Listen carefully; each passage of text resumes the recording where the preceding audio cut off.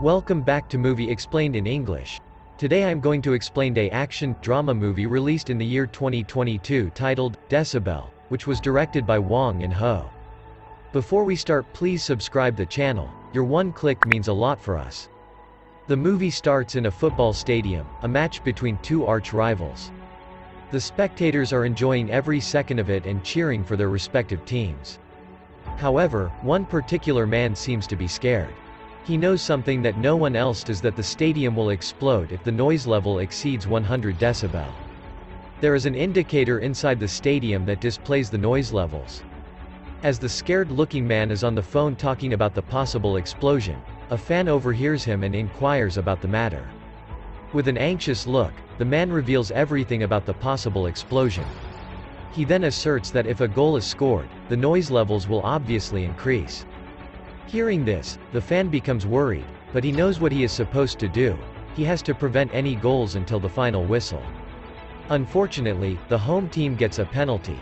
Chaos is about to unfold, but in the nick of time, the fan heroically runs to the pitch and kicks the ball.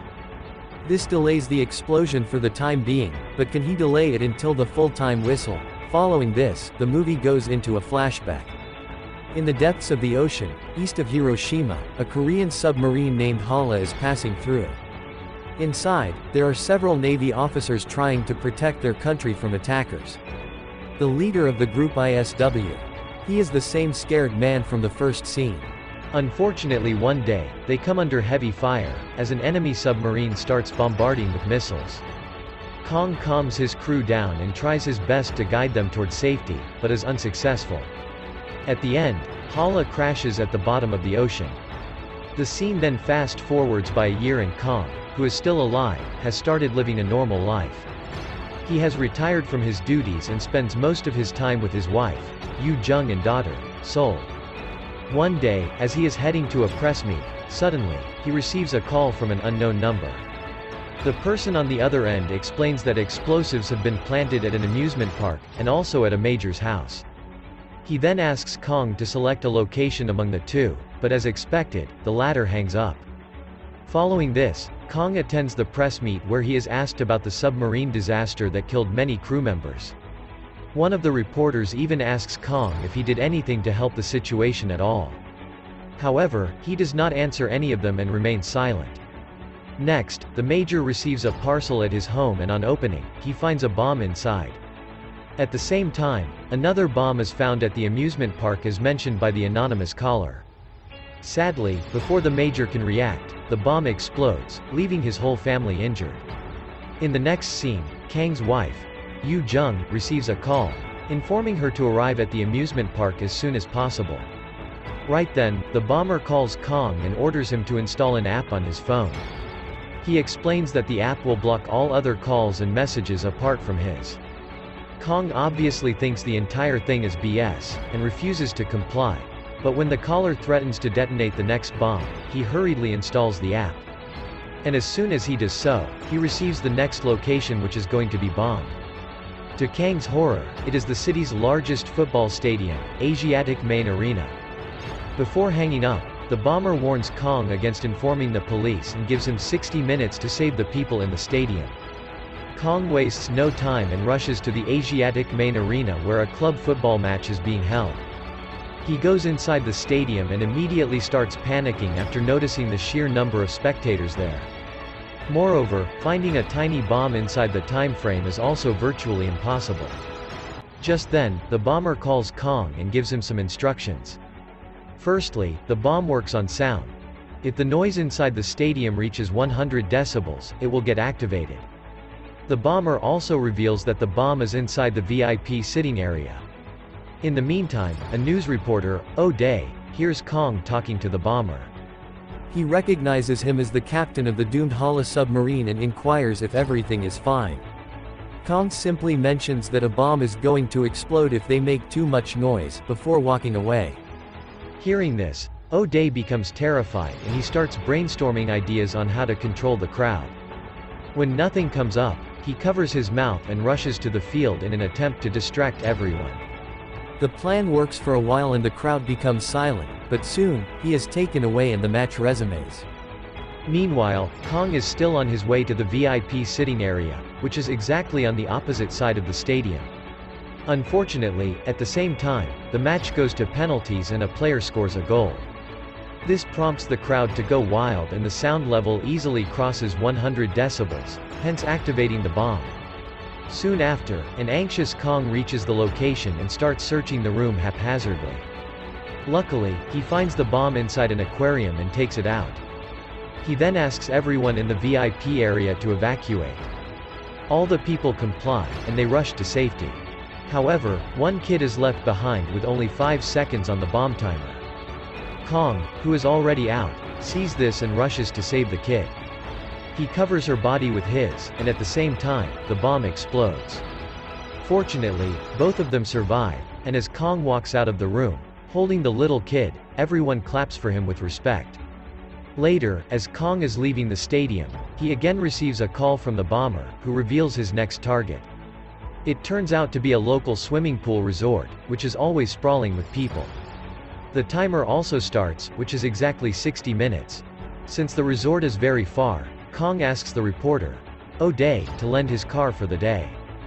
The latter obliges, but only on the condition that he can join.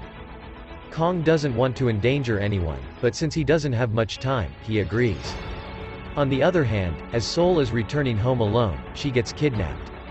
Meanwhile, Kong showcases his impeccable driving skills and manages to reach the resort in a matter of minutes. But in the process, he breaks every traffic rule imaginable. Right then, Kong receives a call from the bomber, and this time, he also receives a picture. It is of his daughter, Seoul, who has been tied and placed inside a black car. The picture devastates Kong, but he quickly regroups and focuses on the task in hand. He then proceeds to the swimming pool, but not before ordering O'Day to search for the black car. Shortly after, Kong starts looking for the bomb around the area. He suspects that it is inside the water like the last time, and surprisingly, he is correct. To get a closer look, Kong dives inside the pool and tries to disarm it. Elsewhere, at the amusement park, his wife, Yoo Jung, has arrived at the scene, donning a bomb suit on. It turns out that she is one of the best bomb diffusers in the city, and that's why she has been called upon. Unfortunately, while she is trying to concentrate, a couple living in the nearby apartment makes a loud noise. This activates the bomb and the clock starts ticking. At this instance, we are shown the scenes of two places, the swimming pool and the amusement park, where the husband and wife are trying to defuse the bombs. The situation is tense in both the places, and at the end, they decide to shield the bomb with their own bodies, hoping that it can save people. However, when the timer runs out, nothing happens. Officers at the amusement park assume that it is a prank, but right then, Kong receives a call that is connected to the timer near his wife. Now, both of them can hear each other. Yoo Jung can also see a picture of her kidnapped daughter inside the timer. Then, the bomber speaks up and reveals that a large explosive is set under the ground where Yoo Jung is standing. She can run, but if she does so, little Seoul will be killed. Kong, who is hearing everything, begs his wife to run away, but she doesn't move an inch. A short while later, a large explosion occurs, which tosses her a few meters away.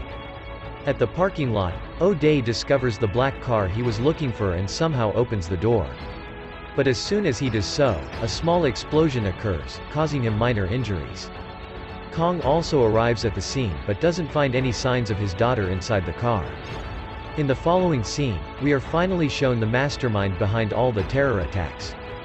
He is Tae Seong, ex-Navy, who was a part of the Hala submarine when it came under attack. His brother was also in the submarine, but he passed away on that fateful day. Now, Tae Seong is doing all this to take revenge on the government and Kong for their arbitrary decisions. Elsewhere, the city's section chief officer, Young Han, is informed about the explosion at the amusement park. He is also told that the bomb diffuser, Yoo Jung, is still alive, which makes her an obvious target for the bomber. Hence, Young Han asks his driver to take him to the hospital immediately. But before they can reach, Tae Seong enters Jang Yu's medical room and kills her security guard. On the other hand, Kong and O'Day go to meet an ex-Navy officer, and inquire about Tae Seong's whereabouts.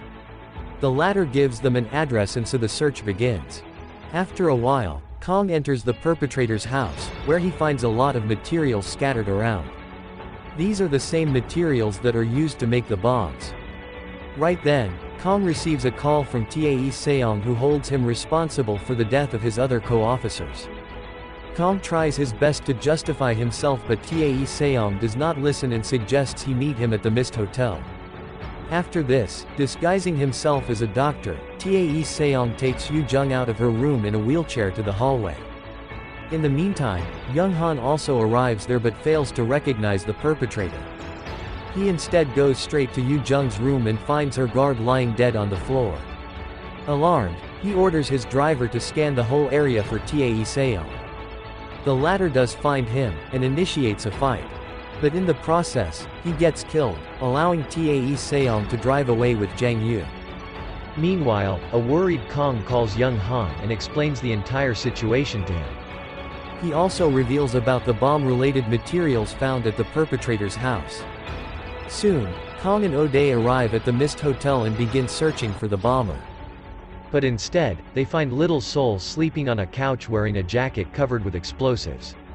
Meanwhile, Young Han and his team inspect the perpetrator's house and deduce that the explosives are connected to different chips and it is difficult to defuse them. Elsewhere, Tae Seong enters the seminar hall of the Mist Hotel, wearing another jacket full of explosives, and greets the crowd. Hearing his voice, Kong rushes to the hall and confronts him. He tries his best to calm the bomber down, but to no avail.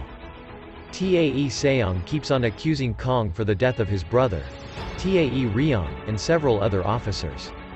He also belittles him for taking advantage of the situation for his own benefit. Following this, we are taken into a flashback.